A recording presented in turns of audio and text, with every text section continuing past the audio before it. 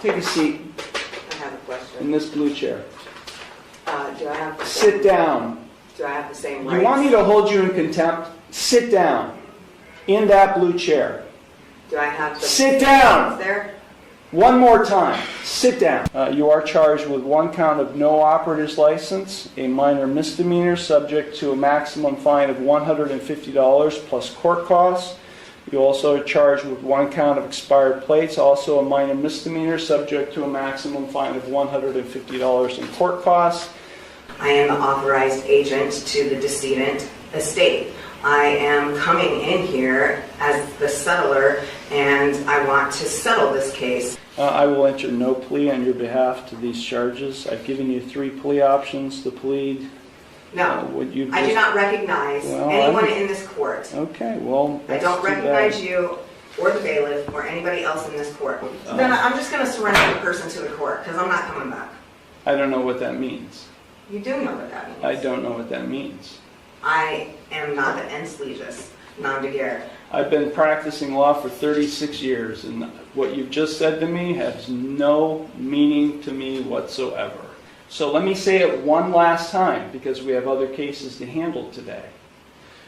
If you don't leave the courtroom and go to the clerk's window and get a trial date, which is what I'm scheduling in this case, I will hold you in contempt of court and I'll have you arrested. You either go to the clerk's window now and get a trial date, or I'll have you taken into custody now. You got it?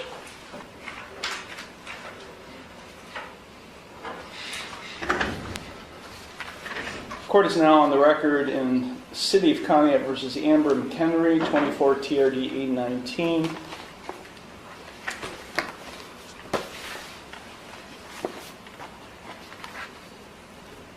Ms. McHenry entered no plea to charges of no operator's license and expired plates, each of which is a minor misdemeanor. On December 17th, I scheduled it for a bench trial for January 8th. Henry was given notice of that bench trial.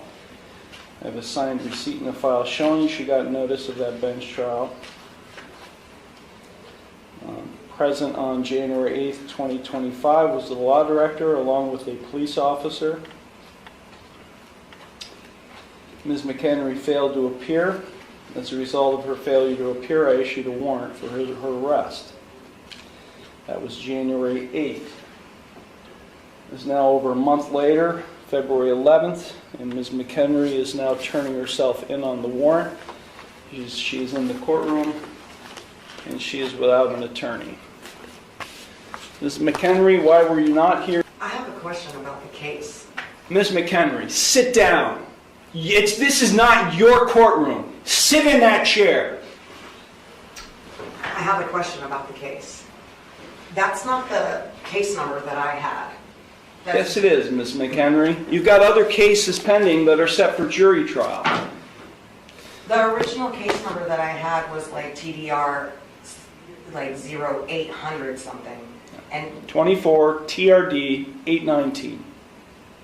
819. Okay. I was just double checking on the case number. Can you repeat your question then? No. Why were you not here on January 8th? I put in an appearance and it was rejected and struck from the record, and I was sent a letter saying that I am not who I said I was. So I have a question about that because I don't understand. This is not a discussion here. This is not a conversation. I ask a question, you respond to my question. Now, this is typical behavior for you because you're a sovereign citizen. At least you claim to be.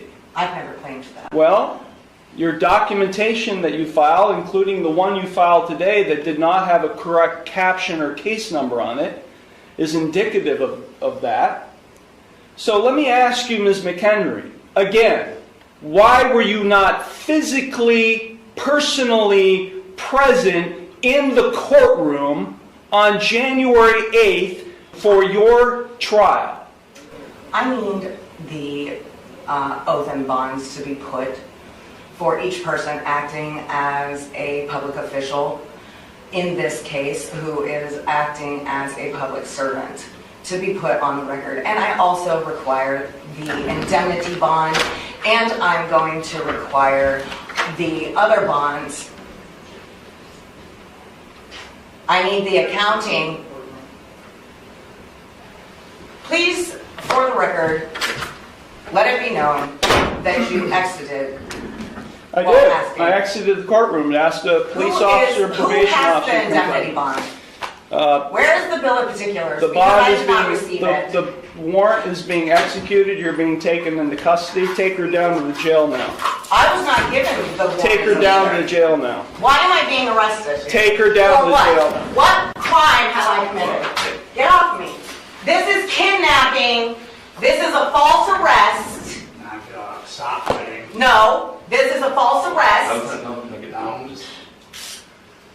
Okay, relax. This is kidnapping. They're violating my rights, my constitutional rights. I put in, I thought the Constitution didn't apply to you. the Constitution applies to every living man and woman. Yeah. You are violating your oath, Mr. Iarochi. Well, hello everybody. How you doing? So I went to court today for a bench warrant to deal with a bench warrant that was put out for me, allegedly because I didn't make an appearance in court, but I did turn my paperwork in for that. You're allowed to turn in paperwork. You don't have to physically go to court. Paperwork is the same thing as making an appearance. However, they struck it from the record that I made my appearance. They struck the recusal of the judge from the record, and on top of that, they sent me a letter and they stated that I wasn't who I said I was, that I am who they say I am, which when I asked questions about that, the judge yelled at me and told me he didn't have to answer any of my questions. And then when I asked for the bill of particulars and the indemnity bond, I was... Sovereign citizen arguments collapse again in court. Amber McHenry repeatedly challenged the court's authority, demanded bonds and documents, and refused to directly answer the judge's questions. Her courtroom confrontation escalated into an arrest after she ignored court orders and continued pushing legal theories the judge rejected. In the end, despite claiming the case was fraudulent and insisting she had an unrestricted right to travel, she later accepted a plea deal, pleaded guilty to 2 charges, and brought the litigation to an end. arrested and taken into custody and held against my will, and so that's a false arrest. But not only was that a false arrest because it's all based on fraud in the first place, but secondly, they didn't read me my rights. I wasn't read my rights by the judge in the court, and I also wasn't read my rights when I was arrested. Also, they did not tell me what my charges were. So there's that. I can't wait to get the paperwork where they tell me what they're charging me with. So this is all because of the right to travel. Okay? It's all based on the right to travel freely, unencumbered, and unfettered according to the Constitution. Now, I'm going to pull up some stuff for you because people need to know what the truth is. And they're not going to really know unless I actually physically show them, because you guys, you're not going to do the research. Right? You don't really care. You're just going to tell me I'm crazy and nothing that I say makes sense. You can replay all of this later because it's alive now, but they hold it up for 30 days and you can write down all of these things if you want to.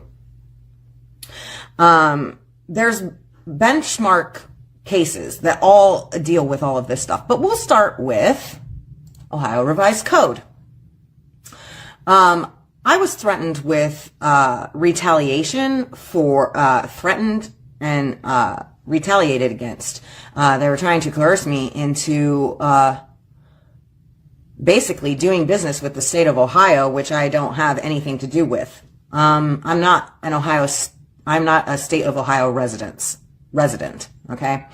Under section 2905, hold on, you have to have your own personal private license plate. You should go through the Department of Transportation, or you can get your own whatever, or just not even have a plate at all. Just remove it completely. Everybody needs to be doing this. We all need to recognize this. The more people who do this and realize what their rights are, the more rights you have. Right now I'm fighting by myself. Everybody else doesn't have the guts or the balls to do it. I don't know what to tell you. It's not my fault or problem. Here you go.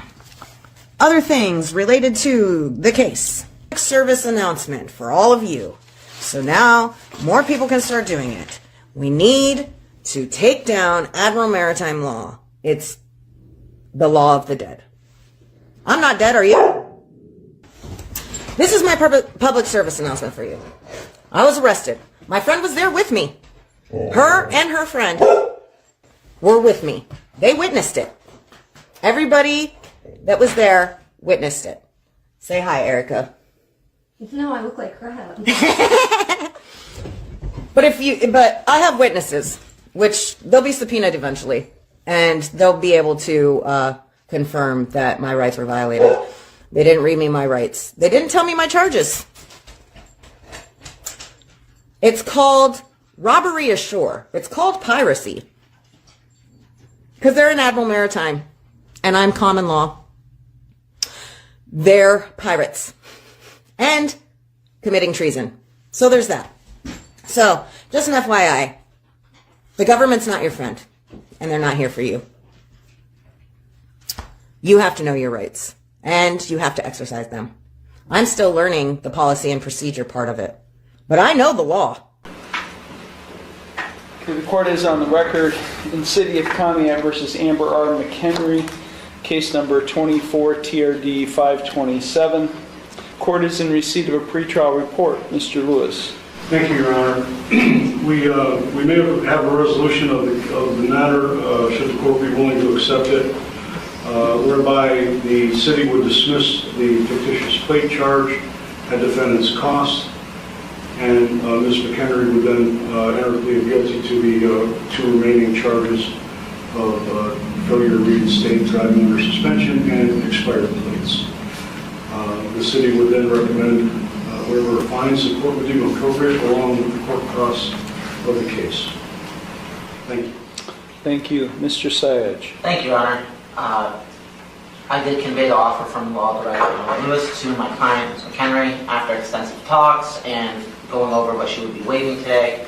She has decided today that she would take the plea offer along with the state's recommendation of just court costs and fines. Okay, Ms. McHenry, it's my understanding today that you wish to change, you originally entered no plea to charges of failure to reinstate an unclassified misdemeanor and expired plates, a minor misdemeanor. You wish to enter guilty pleas to those two charges. In exchange for those guilty pleas, the fourth-degree misdemeanor charge of fictitious plates would be dismissed at your cost. Is that what you would like to see happen today? I believe so. You understand by pleading guilty to those charges that you would be waiving your right to the jury trial that is currently scheduled at the end of the month, as well as all of your trial rights. We just had a trial last week, so you kind of know what a trial is like. So by pleading guilty to these two charges, you'd be waiving all of those trial rights. Is that what you wish to do?